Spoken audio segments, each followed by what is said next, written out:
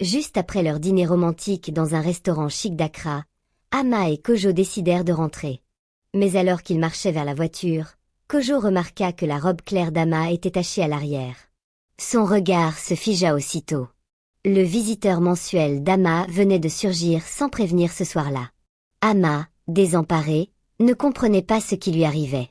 Kojo, le visage rempli de dégoût, s'écria assez fort pour que tout le monde entende. « Tu ne pouvais pas être un peu plus propre ? Regarde-toi, c'est répugnant. » Les clients du restaurant se retournèrent, les uns murmurant, d'autres ricanant. Puis Kojo s'éloigna d'elle sans même un regard en arrière, la laissant seule, honteuse, tachée et humiliée. Ama sentit la terre s'ouvrir sous ses pieds. Elle se précipita vers les toilettes du restaurant, les larmes aux yeux. En courant, elle bouscula presque une jeune femme qui sortait, mais la honte l'empêcha même de s'excuser. Une fois dans la cabine, Ama verrouilla la porte, le cœur battant à tout rompre. Elle repensa à Kojo, à toutes les fois où il l'avait déjà humiliée publiquement. C'était la 3e fois. La première, c'était lors de l'anniversaire de son amie où, parce qu'elle avait fini son assiette, il l'avait traitée de chèvre affamée devant tout le monde. Pendant 7 ans, Ama avait supporté les moqueries, les insultes, les humiliations. Elle savait qu'elle devait le quitter, mais une peur constante l'enchaînait à lui. Qui m'aimera si je pars? Comment vivrai-je sans lui? Ces questions la hantaient sans cesse. Les larmes ruisselant sur ses joues, Ama tenta d'essuyer la tache sur sa robe à l'aide de papier. C'est alors qu'elle vit, dans un coin du sol, un foulard abandonné. Elle voulut le ramasser pour se couvrir un peu. Mais un mouvement attira soudain son regard. Quelque chose bougeait dans la cuvette des toilettes. Ama recula d'un pas, effrayée. Puis elle réalisa l'horreur de ce qu'elle voyait. Un bébé prématuré, minuscule, respirant encore faiblement, flottait là. Sans réfléchir, Ama le saisit dans ses bras et courut hors des toilettes, taché de sang et de peur. Les gens du restaurant se figèrent, horrifiés. Elle a fait un avortement, cria une femme. Quelle honte, s'exclama un autre. Ama n'écoutait personne. Elle fonça dehors, cherchant un taxi, serrant contre elle le bébé couvert de sang. Elle arriva essoufflée à l'hôpital général de Corlebu. Les médecins accoururent et prirent l'enfant en urgence. Après plusieurs heures d'attente, un docteur sortit enfin et lui annonça. Le bébé est vivant.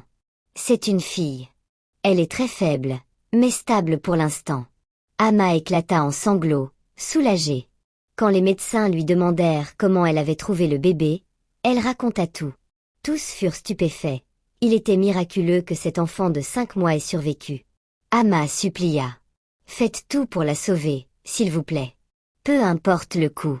Ce soir-là, elle rentra chez elle, encore sous le choc. Kojo l'attendait devant sa porte, furieux. Où étais-tu passé?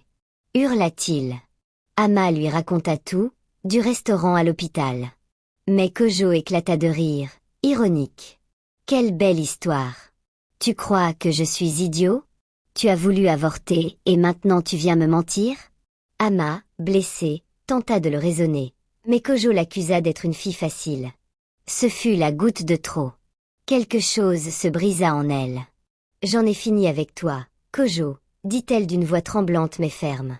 Kojo, choqué, la fixa longuement. Tu ne survivras pas sans moi, Ama. Souviens-toi de mes mots. Puis il monta dans sa voiture et partit. Ama resta immobile devant la porte, les larmes aux yeux, mais étrangement libérée. Pour la première fois, elle se sentait libre. Les semaines suivantes, elle retourna régulièrement à l'hôpital. Le bébé, qu'elle appela Afia, se rétablissait doucement. Les médecins, impressionnés, proposèrent à Ama de l'adopter, puisque personne n'était venu la réclamer. Ama accepta sans hésiter. Elle la ramena chez elle et lui offrit tout l'amour qu'elle n'avait jamais reçu. Des années plus tard, Kojo, de son côté, sombra dans la solitude. Son orgueil l'empêchait d'admettre qu'il avait perdu la seule femme qu'il avait vraiment aimée. Un jour, il décida d'aller chez Ama, pour récupérer ses affaires. Mais en entrant, il entendit un bébé rire. « Alors c'est vrai, tu as ton bâtard, » dit-il avec mépris. Ama, calme, sortit une boîte remplie de tous les cadeaux qu'il lui avait faits et les lui tendit. « Tiens, reprends tout. Et quitte ma maison. Kojo la traita d'ingrate et jura qu'aucun homme ne voudrait jamais d'elle. Ama ferma la porte derrière lui, le cœur apaisé. Afia grandissait, pleine de vie. Ama l'adorait. Mais sa mère, une femme très traditionnaliste, ne voyait pas cette adoption d'un bon œil. Une fille célibataire qui adopte un enfant? Tu veux ruiner tes chances de mariage? Ama tenta de lui expliquer, mais sa mère ne comprenait pas. Puis un jour, Ama fit la rencontre d'un jeune homme charmant, Yao, un voisin récemment installé. Ils s'entendaient bien, jusqu'à ce qu'il apprenne qu'elle avait une fille. Du jour au lendemain, il disparut. Tu vois, dit sa mère. Aucun homme ne veut d'une femme avec un enfant qui n'est même pas le sien. Ama sentit la tristesse la submerger, mais elle resta forte. 7 ans plus tard, alors qu'elle revenait du marché avec Afia, un inconnu cria. Eh! Cette femme a kidnappé ma nièce. Ama n'eut pas le temps de réagir. Une foule se forma et l'encercla. Afia pleurait, criant que c'était sa mère, mais personne n'écoutait. Heureusement, un homme arriva, essoufflé, Kwam, le frère du prétendu oncle. En voyant Afia, il resta bouche bée. L'enfant ressemblait trait pour trait à sa propre fille, Adjoa, assise à l'arrière de sa voiture. Comment est-ce possible? Ama, blessée, raconta tout depuis le restaurant.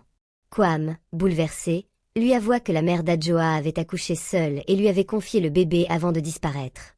Il n'avait jamais su qu'elle portait des jumelles. Un test ADN révéla la vérité.